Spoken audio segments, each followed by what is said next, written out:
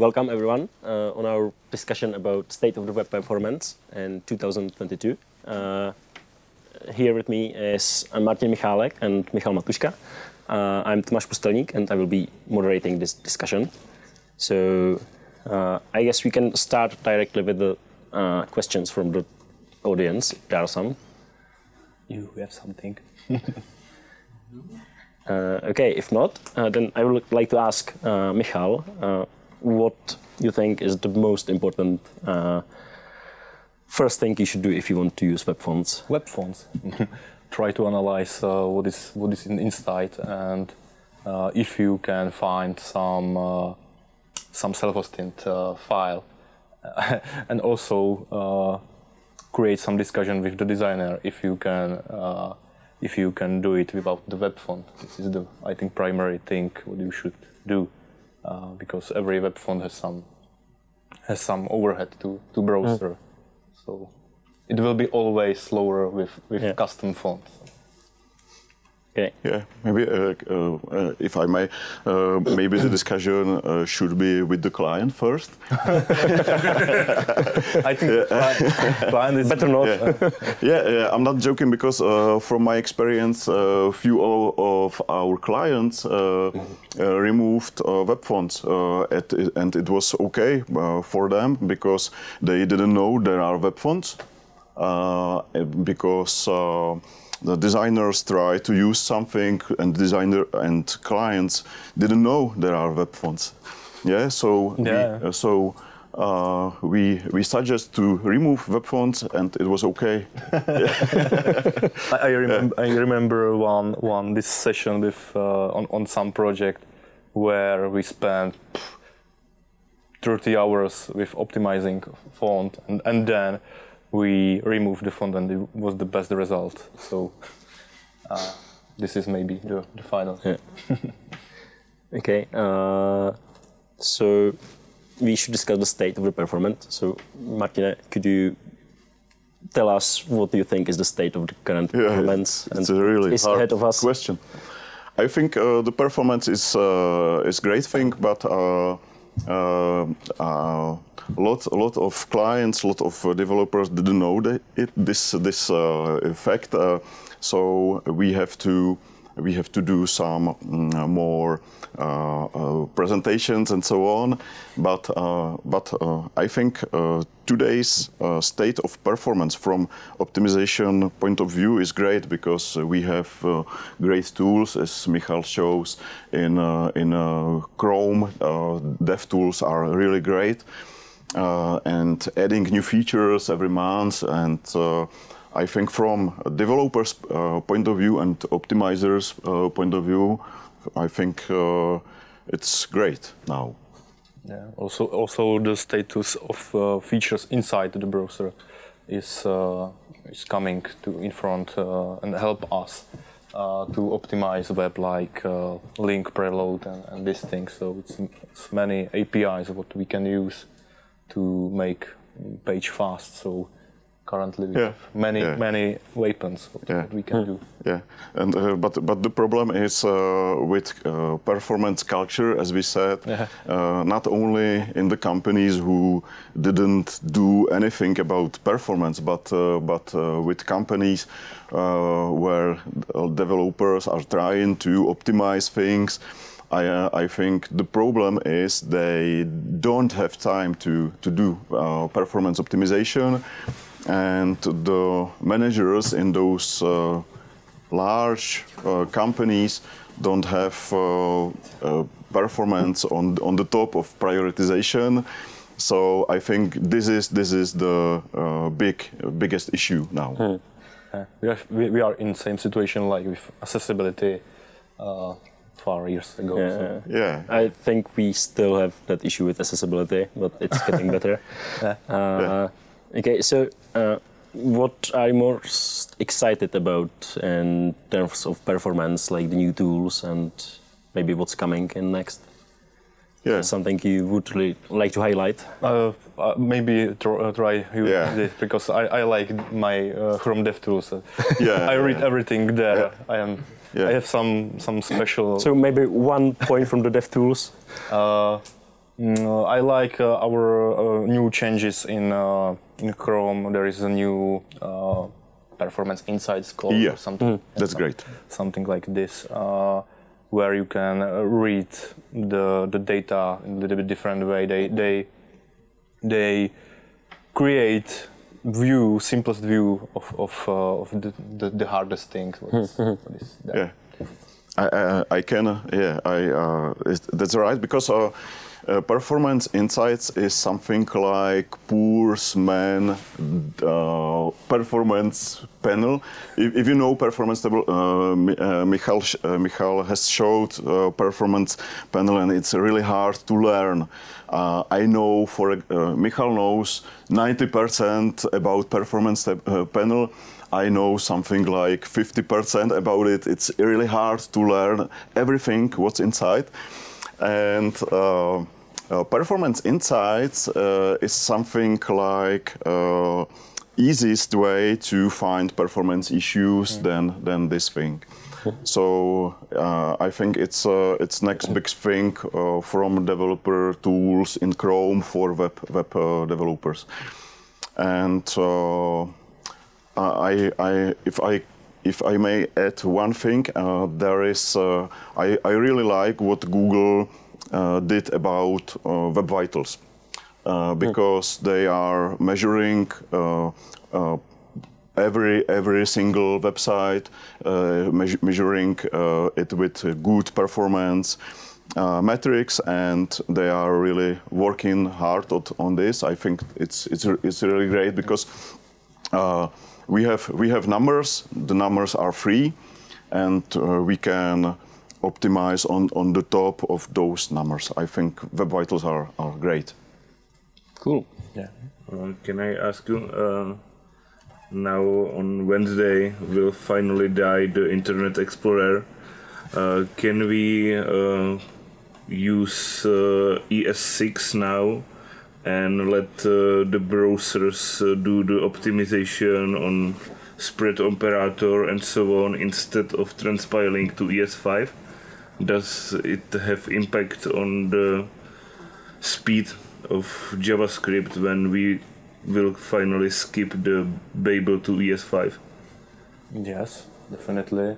But there is other thing what you need to have in the mind. Babel also connect files together and then optimize them in one cycle.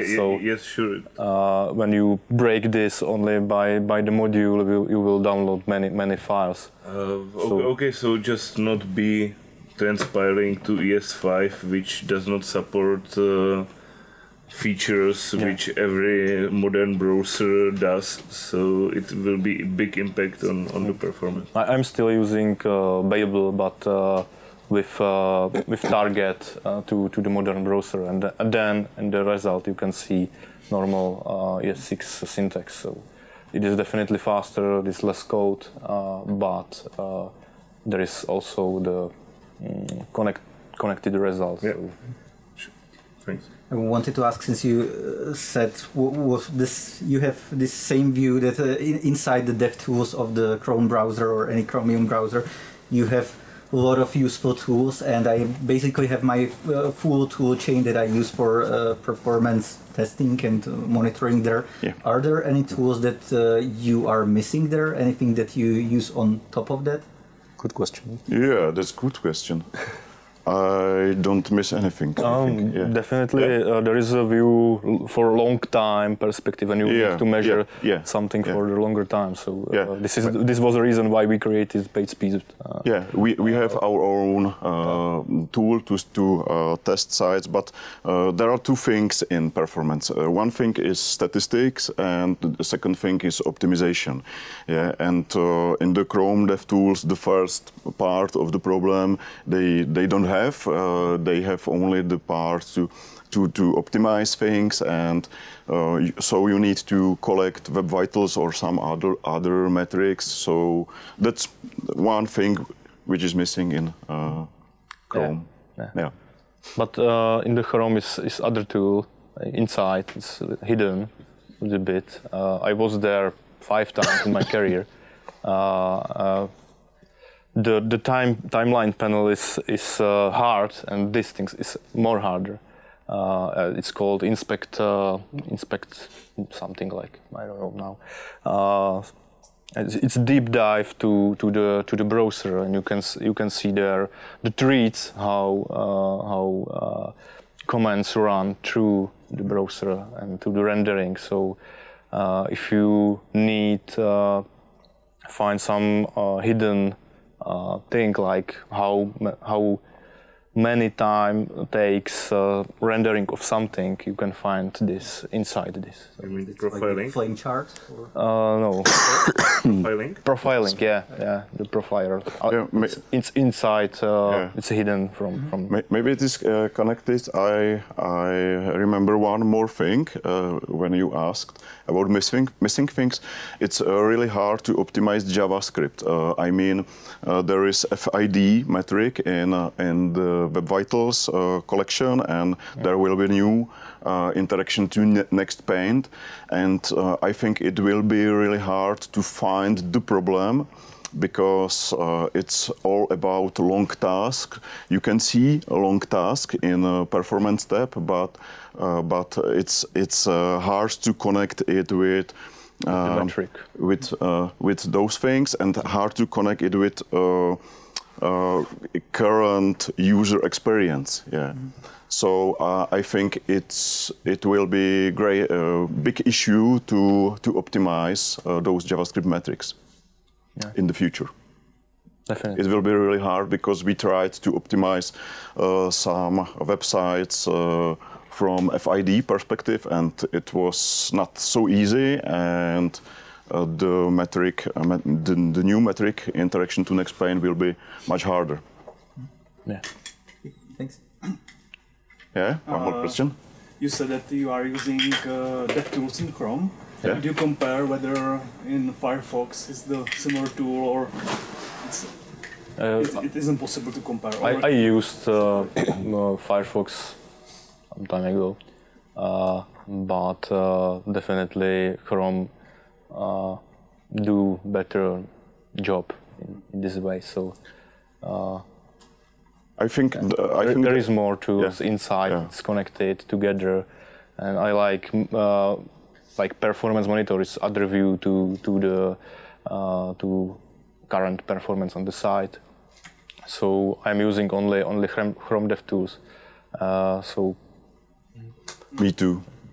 Yeah, there are great things in Firefox. For example, animation timeline and smaller one tools in those DevTools in Firefox are great, but Chrome is the best from many point of view. And Safari is completely behind, right?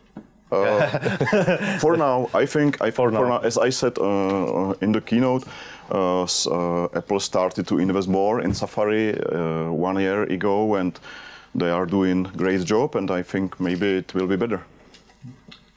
I'm interested in the interaction to next paint metric that you mentioned. How did you go exactly about debugging that?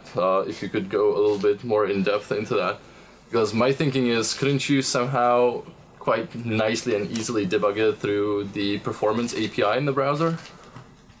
Yeah, it's as I said, it's all about long tasks. So you have to find long task in JavaScript in performance tab or somewhere else, and try to minimize those long tasks. Yeah, long task is something which is more than 50 milliseconds long, I think, now by definition, and you have to find it. It's easy to find it in the even performance tab, but how to optimize it? It's hard, really, because I can suggest to remove part of JavaScript, but how you can do it? Yeah? It's really hard. So it's important to minimize load of JavaScript files from the first load of the page. Try to lazy load something.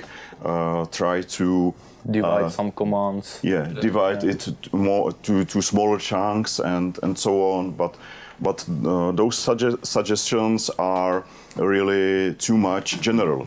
Yeah, it's because when you optimize largest contentful paint, you can do exactly the optimization, but in those JavaScript metrics, it's hard to say how to optimize it exactly and where to start. Yeah, because sometimes from what you were saying, I thought that the problem was actually pinpointing the issue. So that is not the problem. The problem is how do you actually optimize that part of the code once you figure out what it is. Yeah. Yeah. Okay. Get it. But this metric is a running metric, so it will fulfill also in 20 seconds, not only in loading, so it will be harder. So maybe we can explain it, because it's like first input delay is like the page is loading, I click on the page, and the first click is the first input delay. Yeah, but with interaction to next pane, it's every all the time I am on this URL, I'm on this page, all clicks are counted to the metrics. So, and the worst one will be the interaction to next pane. So it's like cumulative layout shift. Yeah, you have to, when you optimize cumulative layout shift, you have to use all page and click on buttons and so on, and it will be similar. So it's hard to say where the problem is because of the time perspective. Yeah. So only general suggestions will help, but it will be hard to find the right problem. I'd like to ask you about preloading resources, as Michael already mentioned preloading fonts. What other resources would you recommend to preload, and are there any negative effects when overdoing preloadings or mismatching priorities of the individual resources? Yeah, I would say if you can preload nothing, because browser will do the right job instead of you. They always find some critical resource and load first. But it depends on the site what is in your critical path and what you need to solve. Sometimes it can be image, it can be font also from some perspective, but it depends.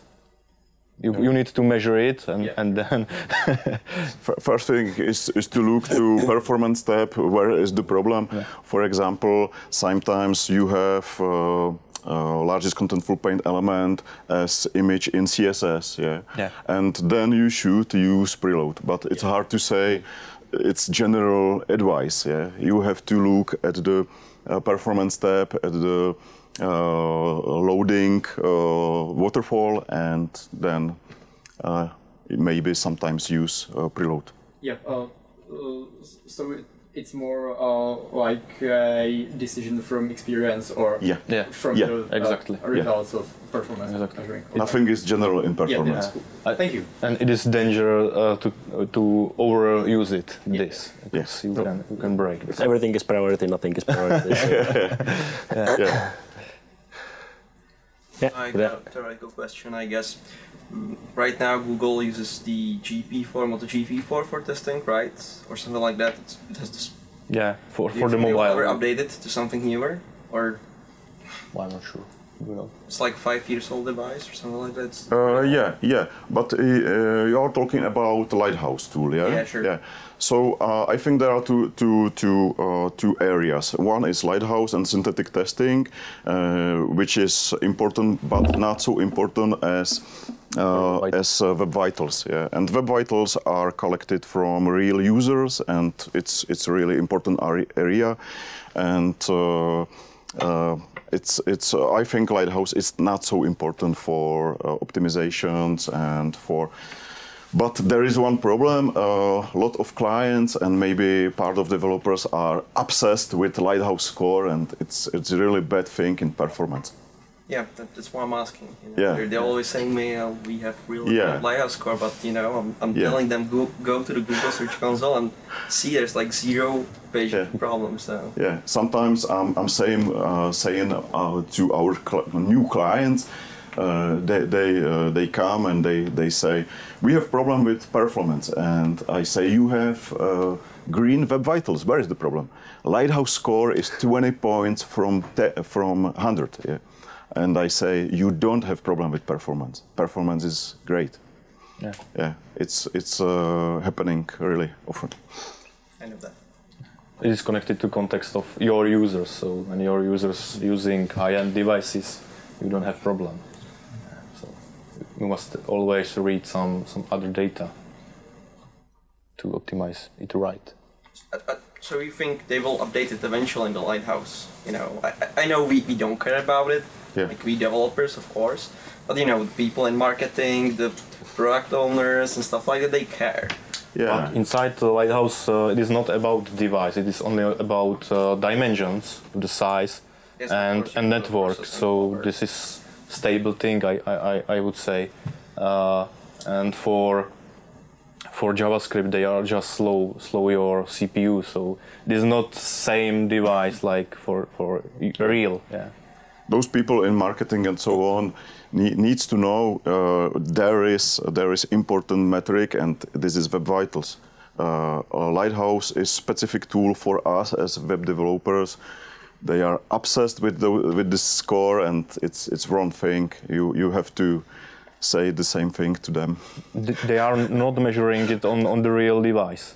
Yeah, I know. Yeah, But, you know, so- if you're running on your computer, it's your slowed down PC. If you're running it on web.dev, it's running on in virtual server. It's Yeah. probably not what the GPU for, but it has some parameters, so it has some limited CPU. Yeah. And you know, it's 6 years old device. It should be Yeah. close to it, but. I don't know, will they in 2 years update it? Do you think so? Or will we be stuck with this GP4 from 6 years ago? That Yeah. was my question. Yeah. I think it makes sense in USA, where the people are using those old devices, but not in Europe. Maybe it makes sense in India or in Asia, India, but not in Europe. We have better devices here. Okay, perfect. Thank you, guys. Yeah. Well, you I'd like to follow up on that one. When I'm measuring performance by page speed insights, I'm getting both results from core Web Vitals and Lighthouse, right? Yeah. Yeah. Now after redesign of PageSpeed Insights, the Web Vitals are first thing. It's important thing, and then Lighthouse loads, and Lighthouse, it's not so important. Can I ask? Yes. So if core Web Vitals are fine on my side, even though the Lighthouse scores are bad, that just means that I'm getting users that have good devices. Yeah. Does that mean I can say that the performance of the implementation is a low priority for me at that moment? Yeah. Yes. Don't use Lighthouse. That's everything. Yeah, Lighthouse is great when you try to test something which doesn't have those numbers yet, or it is smaller one website, because not all websites have Web Vitals because of statistics. So sometimes Lighthouse is great, but for most situations, Web Vitals are better. So does it actually happen to you sometimes that the customer want to improve performance, but he didn't have the real data? No. They always have the Yeah. from user report. Okay. Yeah. Optimized performance is like micro optimization. So it's hard to do anything what you want on the site. So if you wouldn't, don't do it. Yeah. So it's easier for you. Not have to. Sorry. Not have to. Okay. Any other questions? Well, I would like to ask then about the typical async defer, where to put scripts in the head in the button. Now I'm using the approach of putting the scripts at the end of body without using defer. Is there a better way to do it? Generally, yes, but it depends. Classical answer. I would say answer. Martin, I think I read your article on that, but I would like to have a more in-depth explanation about this, if you will. If I can, the CSS Wizard, they had last year really great talk about that.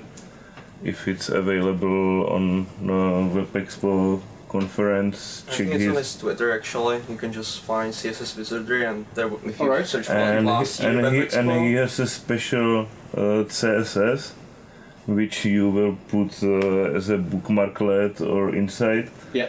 And it will by rules find in your head. It will find links and show you which one is blocking by the rule of the order, and it will do the check and even the suggestions what you should remove or move lower or higher. All right. To not have not blocking operations. Guys, thanks for the recommendation. I think he has it as blog article as well, I think. Yeah. So you don't have to watch the talk. Yeah. But yeah, definitely he has a lot of write-ups about stuff in the header, like in the head. He, like Harry Roberts, tend to say that he's obsessed with that. And he's really good amount of tips about it, how to write the head properly. So it's definitely worth checking. Amazing. My favorite is async, because you make it asynchronous on it, and when the script parse and run, it can do other work between or in time when you do something else on the side. So this is, for me, is the best, but you need to deal with the lower priority then. And some of libraries can't. Some of libraries don't support this asynchronous technique, and you will have problem with the DOM because it's not prepared. So it depends. Every type is good, and you need to measure it. Yeah. Also, blocking JavaScript can be possible, but you must know what you want. Do you think this new Web Vital metric, INP, will have big impact on rating pages in Google search? No, we don't know. It's hard to say because, it's Google is saying the page experience where Web Vitals are is one of areas which is important, but more important is to have good content. Content is still the king. But we have clients where we have green Web Vitals, and after the optimization, the visitor number of visitors will be higher, a lot higher. So it's hard to say because it's different in on different websites. How it will impact your website. So I think there will be problem with the new metric, with INP, on a lot of websites. When browser will start to use this metric instead of FID, they say there are 20% or something like this. One third of websites is not having are not having this metric in green area, and it will be fun.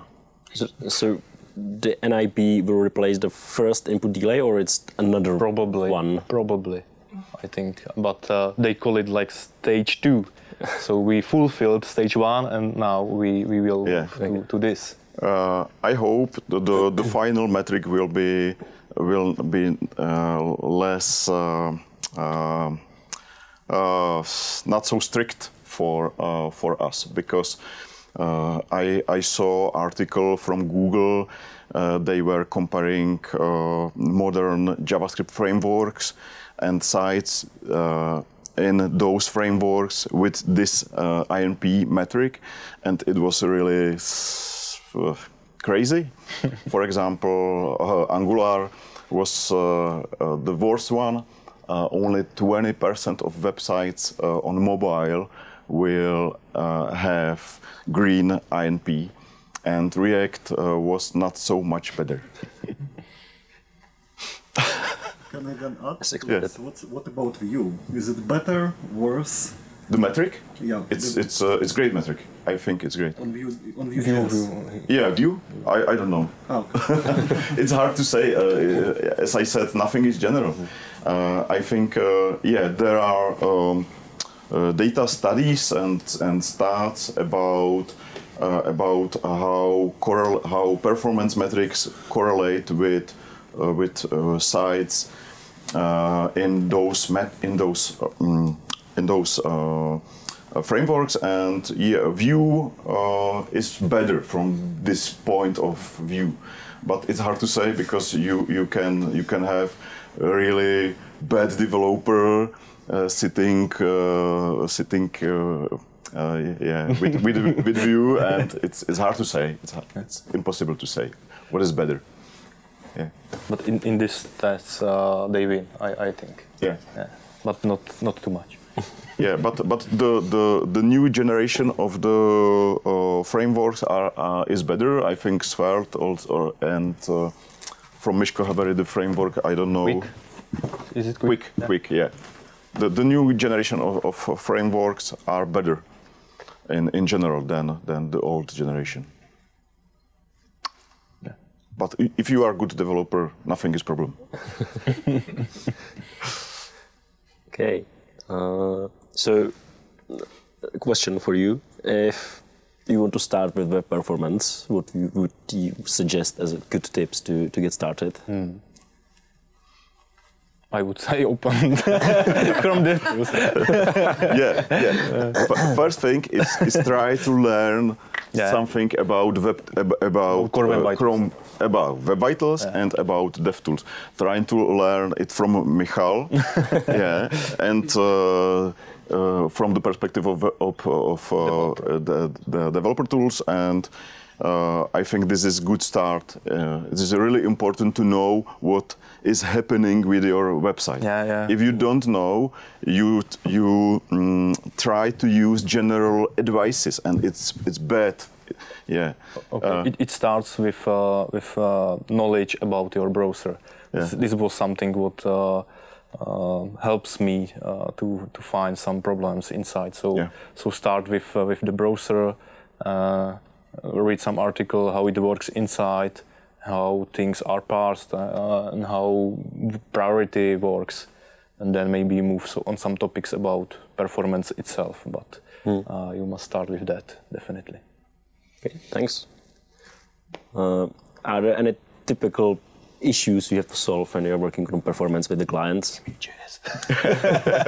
Images, JavaScript, CSS, everything, fonts. I think developers. Sometimes developers, sometimes clients.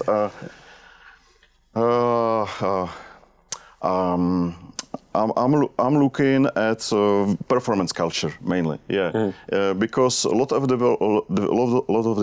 developers knows how to do something, but they don't have time. This is a critical area for us. Yeah, definitely. So this is the most important thing, I think, from my perspective. How often do you have to deal with memory consumption of the application, like memory leaks and stuff? Like I've recently had to look into that because of the process that did server-side rendering, so it kept crashing after an hour of serving requests. Of course, on the client side, it's not that big a deal unless the application is long running. But what I found out is that after mitigating the primary issues, there were always remaining memory leaks, and when I analyzed a couple of applications that we've been working on, all of them had memory leaks over time, and I was unable to get rid of all of them. So I don't know how often you have to deal with that, and what do you think is the state of open source libraries, maybe in terms of managing memory consumption? It's a good question, but I think we never solve it with the client. But performance is not only about browser and how things running inside, but it's also connected to some hardware and some connection and these things. So we will need to measure it on the other side, not only in the browser. But we are dealing with loading performance mainly, and it's a really big issue on every 2 websites. I think it's a really special thing. The memory is special thing and not so popular in the term of issues. Okay. Thanks. Any other questions? So I have probably the last one. Yeah. So you already mentioned a few hints what to look for if I want to get better at performance. Do you have any tips who to follow or where to find the resources?